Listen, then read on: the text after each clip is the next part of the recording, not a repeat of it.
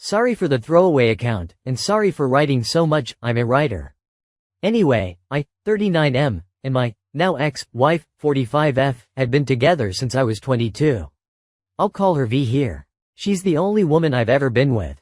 I've always been shy with people and not very good at maintaining friendships. I was a foster kid, so when I was young I just assumed I would probably never date or have a wife because you have to be at least somewhat social and likable for that lol. V came on to me, she pursued me, she proposed to me. She's always had an aggressive energy that I liked, at first anyway. I didn't tell her earlier in the relationship, but I actually have a really intense kink for dominant women, especially physically dominant. I always loved the idea of being manhandled or being held down or tied up and forced to submit. But nothing violent, gentle femdom stuff. We started off having a good sex life. Nothing all that passionate, but I enjoyed it because I could feel close to her. I'm not much of a conversationalist, unfortunately, if it's not in writing. I didn't feel comfortable telling her about my kink either because she had a conservative religious upbringing and can be judgmental, so I didn't mention it. She found out on accident about 5 years into the marriage when she borrowed my laptop for work without asking. The browser was open on a video I'd neglected to close the night before. She was pissed, grilled me for hours about it, wanted to know if I was cheating, wanted to know what else I was looking at. I panicked and confessed my whole kink to her, hoping she wouldn't leave or be mad if she understood. She got quiet and told me she needed time to process everything. Months went by and we stopped having sex. She stopped touching me or kissing me. We woke up, went to work, came home, ate, went to bed. I tried to muster up the courage to initiate things a few times, but I was so scared of making her mad and making her actually decide to leave. She was always aggressive and kind of playfully mean, but after the whole laptop thing she started getting actually mean. She would lose her temper at me a lot and call me names and criticize my clothing, my hair, my body, my cooking, everything. I'm not really comfortable saying whether or not it was abuse, but I felt like shit all the time. We never really had a proper talk after that about what all happened, things just slowly kind of cooled off. Over the next 7-ish years I think we had sex 3 times.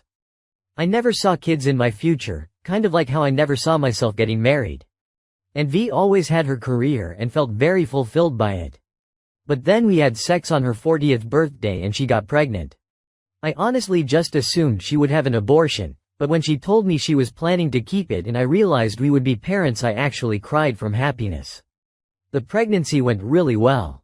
I felt so close to her and loved taking care of her, and she actually let me. We agreed that when the baby came I would quit my job and be a stay-at-home dad.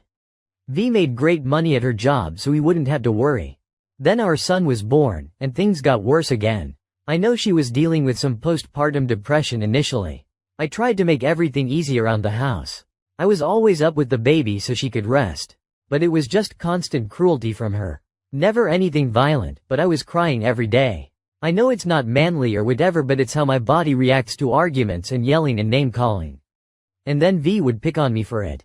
I had kind of cooled it on the kink stuff after V was on my laptop, but with things so miserable I guess my brain just wanted to feel good again.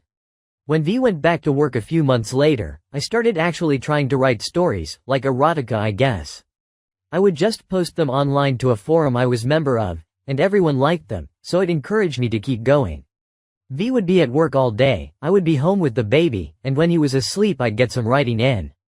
About a year after that I started indie publishing my short erotic novellas through Amazon. I didn't make a ton of money of course, but enough to buy some nice things for Jay every month. And V never really noticed or asked where a new toy or outfit or snack came from. Or she just assumed I was spending her money on that stuff.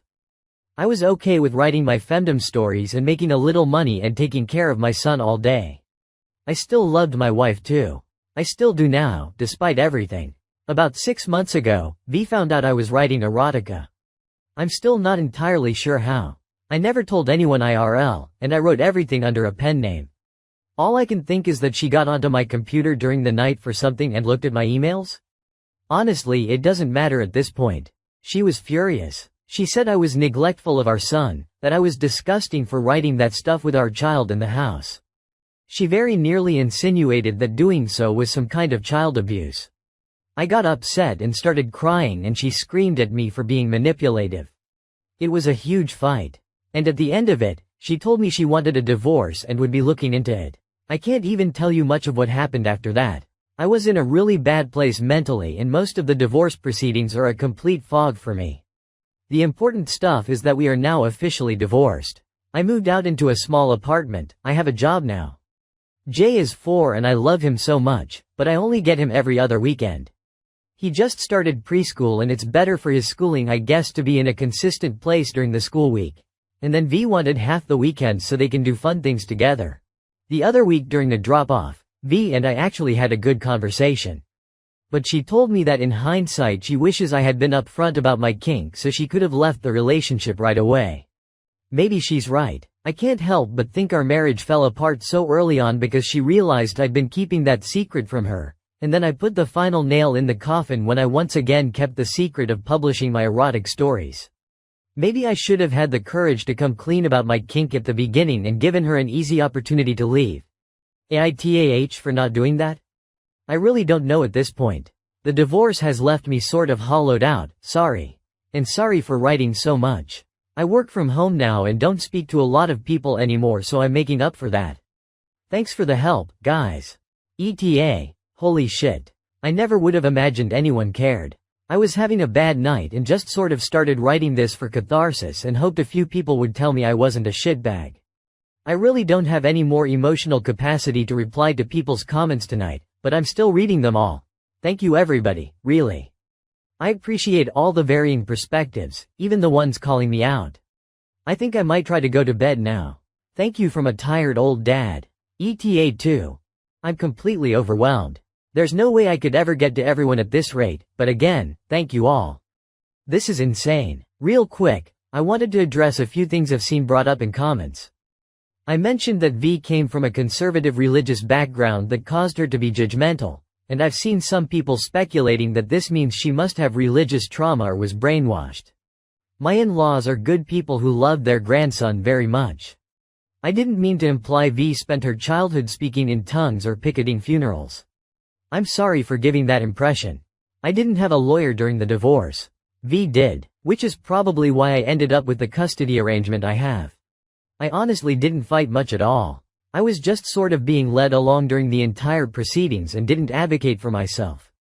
It feels stupid to blame that all on being depressed, but I was really not doing well during that whole time. I've read that severe depression can fuck with your short-term memory and make things seem blurry and unreal.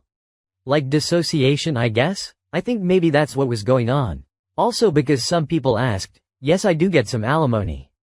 It's not a whole lot, it's basically enough to pay half my rent and pay for everything Jay could need while with me.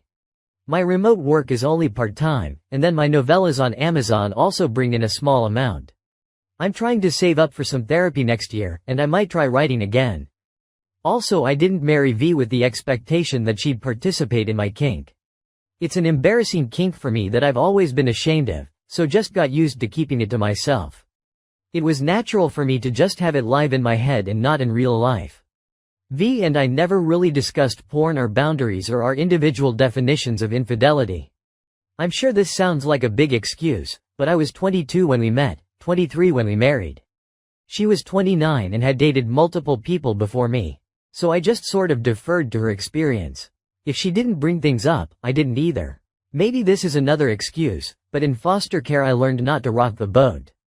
You don't make a fuss, you don't be difficult, you don't draw attention, or else the family you're with might decide you're too much trouble to deal with.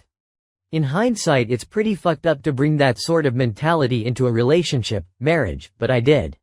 I tried to make myself as easy to deal with as possible. There was also some concern for Jay about him being with his mom considering how she's treated me. V is actually great with him. She can be strict about snacks and screen time and stuff, but I've never once been scared that she'd do something to him. Oh, and if you've sent me a DM, please know I appreciate you taking the time to reach out to me and I'm very grateful. I'm way too anxious right now to actually reply, but I'm sending a hug to all of you.